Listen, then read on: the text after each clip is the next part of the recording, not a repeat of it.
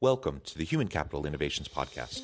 We're your source for personal, professional, and organizational growth and development, where we share original research, explore industry trends, and interview executives and thought leaders from across the globe. We hope you join us often for practitioner-oriented content around all things related to leadership, HR, talent management, organizational development, and change management. Maximize your personal and organizational potential with Human Capital Innovations Podcast.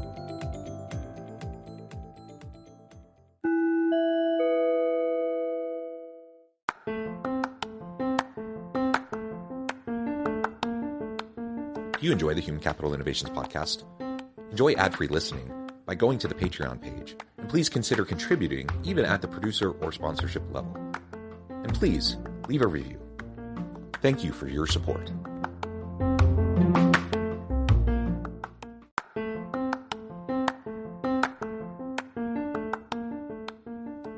Welcome to the Human Capital Innovations Podcast. In this HCI Podcast episode, I talk with Jerome Myers about the secret habits apex performers use to get the most out of life.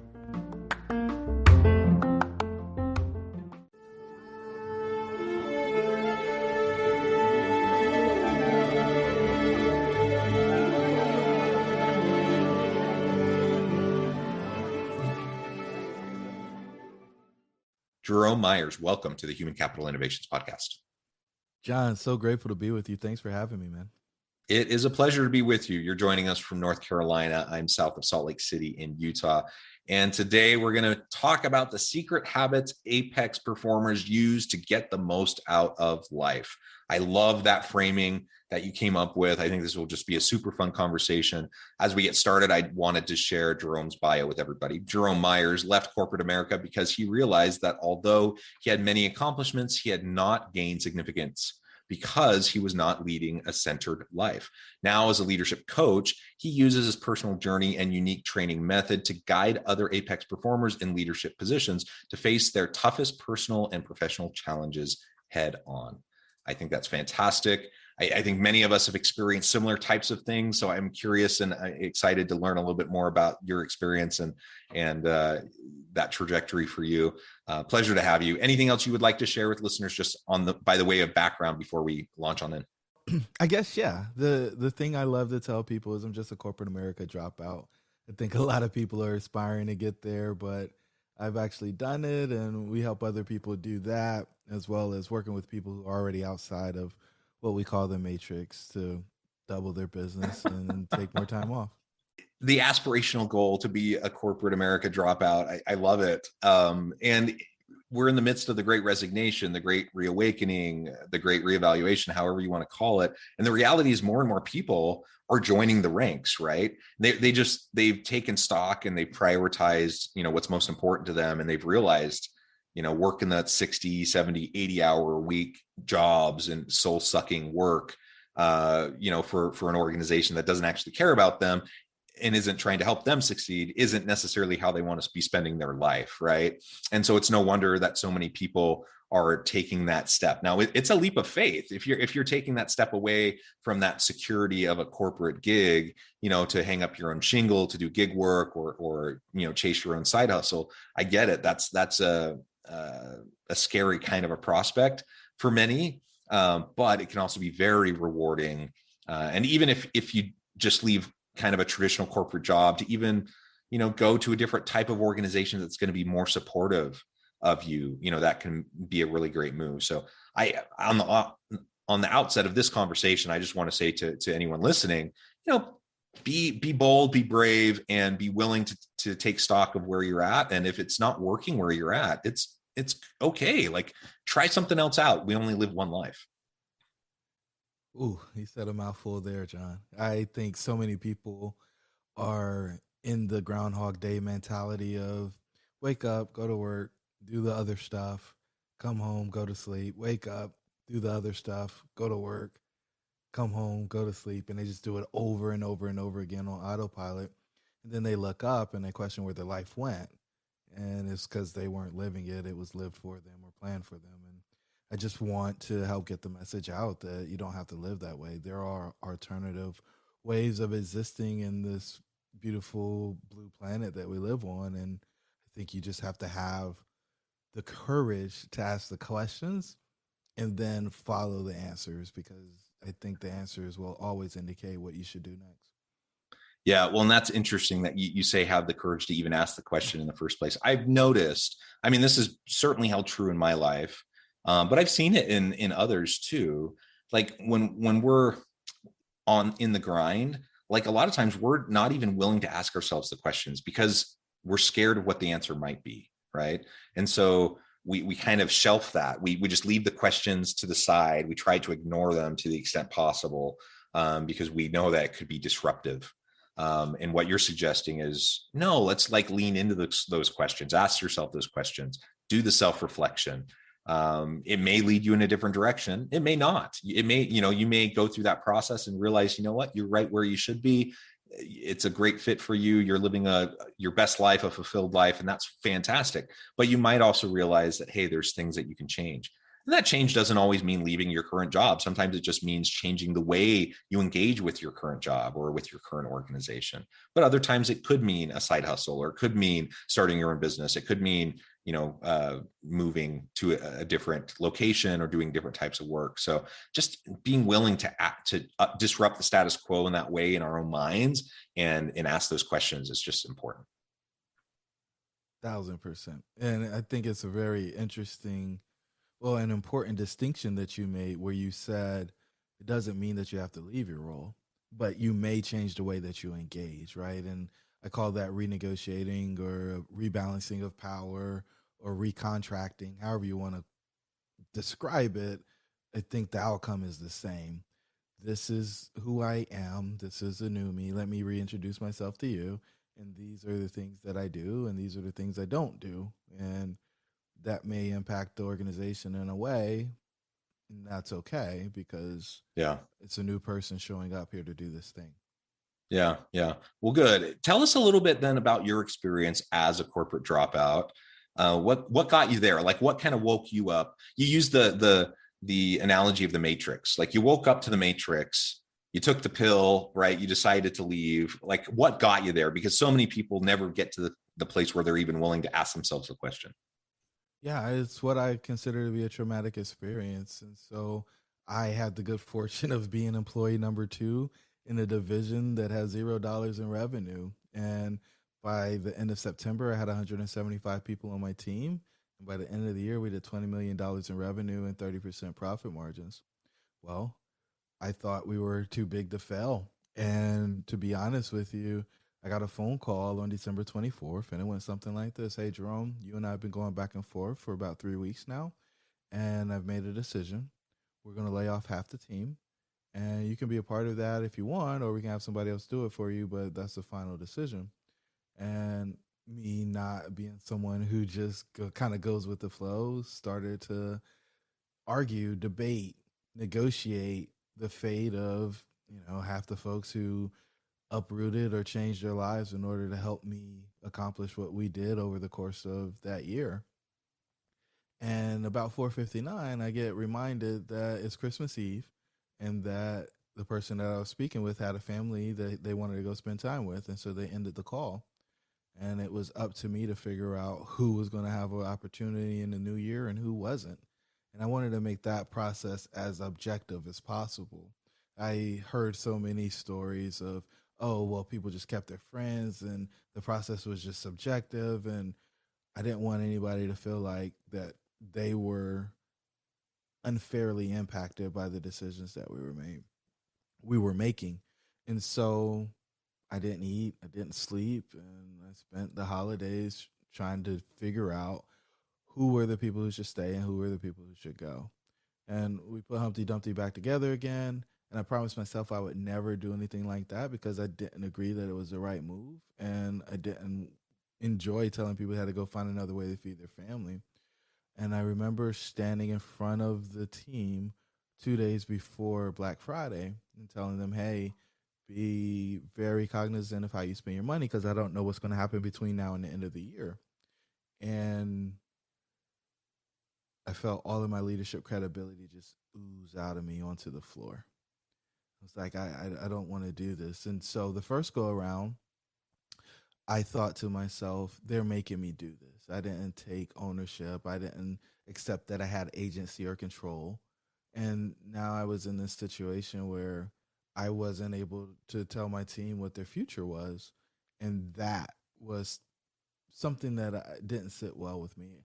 I wanted the buck to stop with me. And so I felt like the only way that I could get that was to walk out the door.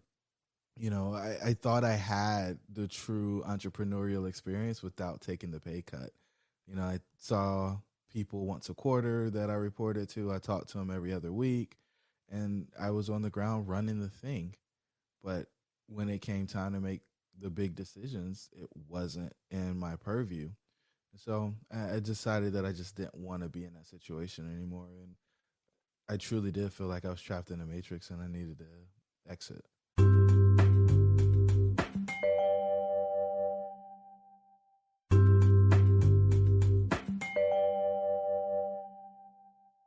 When we get put in those types of positions, it's hard because you want to keep your job, you want to keep the stability of your benefits and your paycheck. You have people to take care of. On the one hand, on the other hand, you believe in your team, you believe in the people on your team, you believe in treating them with dignity and respect, you believe in looking out for their needs. And when those two, priorities start butting heads, then you have to, you kind of forced to ask yourself the question. Now, some people will just justify it. Like you said, they'll say, well, it's not my problem. I'm fighting the fight for my people. I'm just doing what upper management said I had to do. If I didn't do it, they just bring someone else in to do it. And then who knows what would happen. And they would slash people without any objectivity.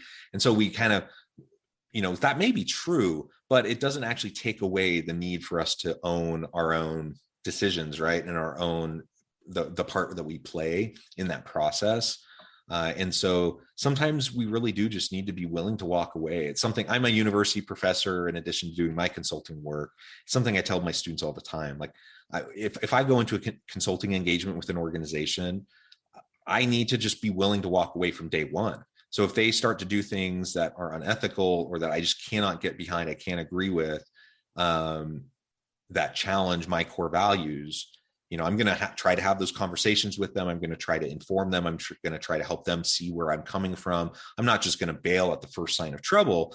But if I do my due diligence, I go through that process and they still aren't willing to hear it or listen or to change their behaviors or anything like that, at that point, I need to be willing to go because it's not worth it to me to sacrifice my integrity. And I shouldn't, allow myself to be a stooge for other people who want to pass the buck on to me, who don't want to own it themselves. And that's a tough pill to swallow. And I get it. Like when like you said, you have a mortgage, you have kids in college, you have this, that, and the other, you have all these responsibilities and obligations. I understand that that's hard. That's where the courage comes in. But when we have that courage and we're willing to lean into our own experience and expertise, we might just find that we have lots of potential to do other things outside of that corporate setting. Man, I think that was very eloquently put. The thing I'd like to add on to that is when you say you don't have a choice, you give up all of your creativity. You give up all of your ownership and you're just giving in or submitting to whatever is being presented to you. And I just don't believe that is a place that serves anybody. In fact, I think you want to live in a place of empowerment. You want to live in a state of strength. And that other place, you've just become a victim. And I just don't understand why people are willing to go to that position so easily. Yeah, absolutely. So then this gets us into really how can we, once we wake up to the matrix, right? Once we can hold up that mirror, reevaluate ourselves and be honest with ourselves, how then do we, what are those habits that we can start to lean into and develop that can help us to be high performers where we will find meaning and fulfillment in life, in work life, but also in our personal lives, in our family lives, in our community lives. Yeah, I love that you separated the two, and I always smush them back together. I think life is very much spaghetti and not meatloaf and potatoes, right? So our model for centered life is called, we call it the red pill, has 6 layers, and it starts with self-image. Self-image is necessary because you're going to redefine who you are every time you make an adjustment. And so if you want something different than what you have to become a different person. And I think so many folks think that, oh, well, I just can continue doing what I've been doing and I'll get what I want. And it's just not ever going to happen. There has to be a transformation in order to get it to a different state. Once you've adjusted your self image, then you will move into relationships. So fix the relationship with yourself, then go into a relationship with others. We believe there are 3 types of relationship: mutually beneficial, not mutually beneficial, but could be reframed as mutually beneficial, and never going to be mutually beneficial.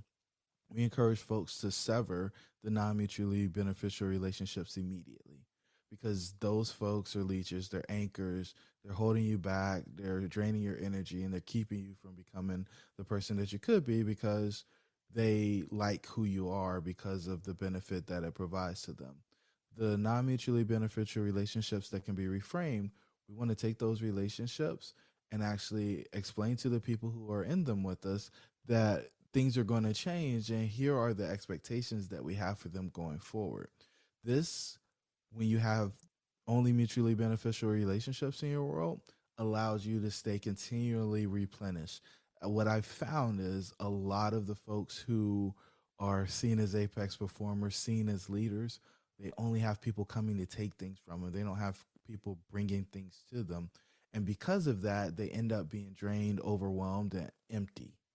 And those usually end up in a place where the person's self-image then changes and they go into this place where they're either counting everything that's done so they don't operate from a place of abundance but from a place of scarcity, or they just don't give anymore and they just kind of shut down and end up in a really destructive space.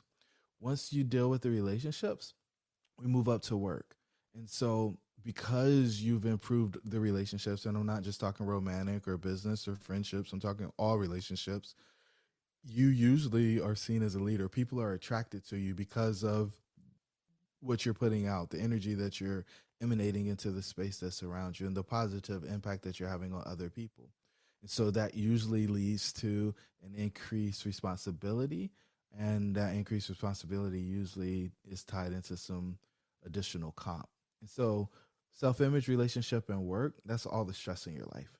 And so our goal is to turn the stress down, right? Because we believe that people don't go do healthy things when they say they need to take the edge off. And so we get the stress turned down, have everything under control, and then we can work on your health. And with health, we're doing things that are going to get you into peak performance state. So there's the mental aspect of it, but then there's also the physical. The physical body has to be prepared to take on the load, has to be prepared to take on a burden. If you're doing self-destructive things, there's no way that you're going to be able to build up your stamina, build up your strength in order to get to that next level. We do health before prosperity, which is level 5, because we all know somebody who's really wealthy, but they spend all their money trying to get their health back. And I'm a big proponent of people not going backwards. So I want you to have your health so that when you get your prosperity, you can actually enjoy it. And prosperity for a lot of people is just income, but I believe in time, talent, and treasures. And so it doesn't do you any good to have a lot of money if you don't have any of your time. And let's say you have some really good talent, but there's no place for you to place it, then it's not fulfilling for you. And so those 5 levels, self-image, relationship, work, health, and prosperity, is when somebody has self-actualized. And most people think they're done at that point. But what apex performers find out time and time again is that there's another step, because just because you self-actualize does not mean that you're fulfilled. We believe that the only true success is significance. It's your ability to positively impact the lives of other people. And so level 6 is significance. Some people will call it legacy, others people will call it immortality, but we call it significance. And the goal here is to figure out how you're going to take the abundance that you've accumulated by moving through those 5 layers and then share it with other people to make their lives better than they ever could have imagined. And, the lady on the airplane, and it's usually a lady, not trying to be sexist, or maybe I should say the person on the airplane, says that you got to put your mask on first. And I see so many people trying to be generous from a place of lack. And while I think money is only an amplifier for who you really are, I really want people to get to a place of abundance and then share, because they can do it without counting. They can do it with total generosity and without care on how it's going to impact their lives. And so those are the 6 levels of the red pill. And I think that is the model that, if implemented, will allow people to get all of the things that they desire and live the life of their wildest dreams.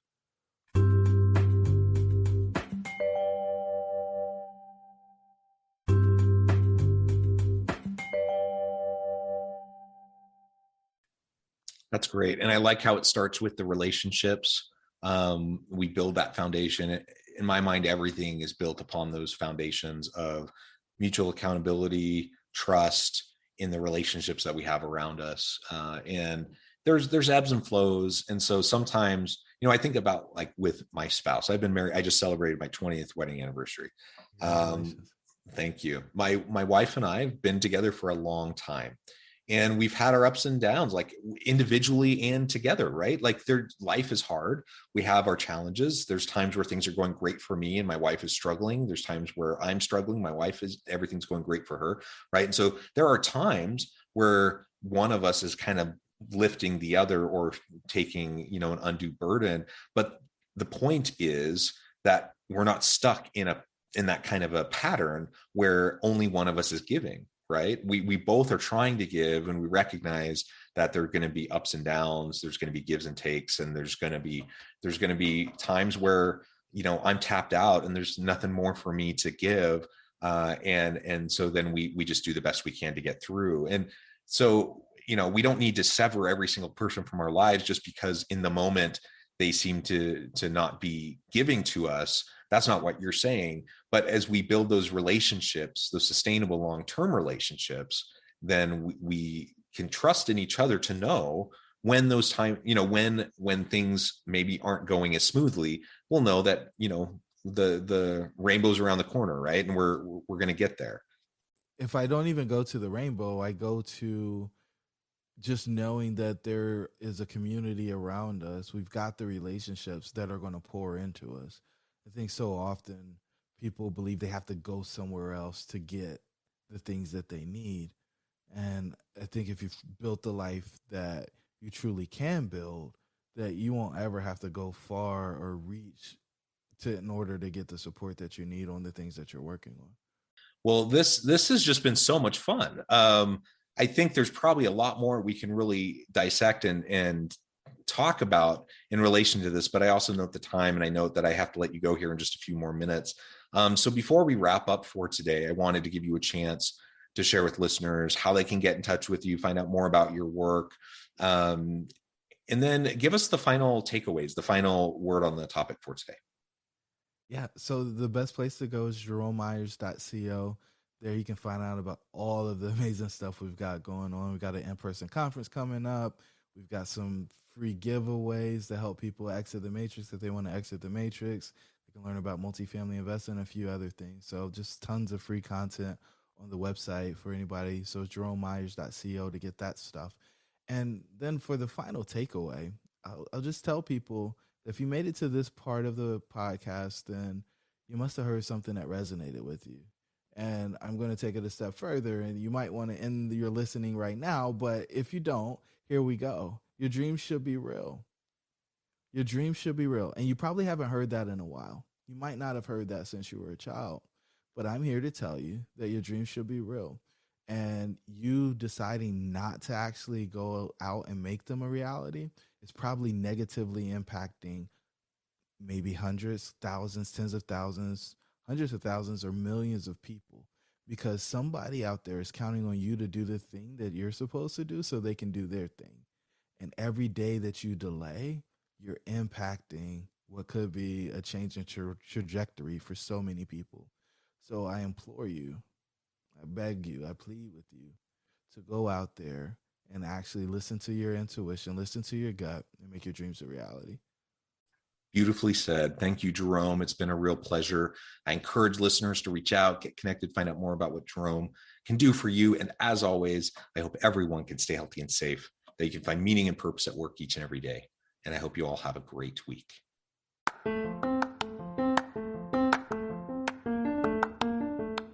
Do you enjoy the Human Capital Innovations podcast? Enjoy ad-free listening by going to the Patreon page. And please consider contributing even at the producer or sponsorship level. And please leave a review. Thank you for your support.